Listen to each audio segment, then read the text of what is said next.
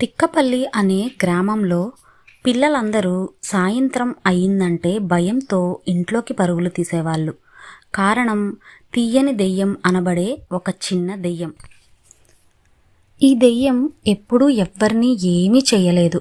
కానీ తీయని వాసనతో గ్రామంలో తిరుగుతూ ఉండేది. పిల్లలు ఈ తీయని వాసనకు ఆ దెయ్యానికి ఆకర్షితులయ్యేవారు. కానీ అది కనిపించగానే భయంతో ఇంట్లోకి పారిపోతారు. ఒకరోజు రాజు అనే ధైర్యవంతుడైన బాలుడు దెయ్యం దగ్గరకు వెళ్ళాడు. అతను దెయ్యాన్ని, ఎవరు నువ్వు, ఎందుకు ఇలా భయపెడుతున్నావు అని అడిగాడు. అప్పుడు ఆ దెయ్యం నవ్వుతూ, నేను ఎవ్వరినీ భయపెట్టను, నాతో ఎవరైనా స్నేహం చేస్తే చాలు అని చెప్పింది. రాజు దెయ్యంతో స్నేహం చేయటానికి అంగీకరించాడు.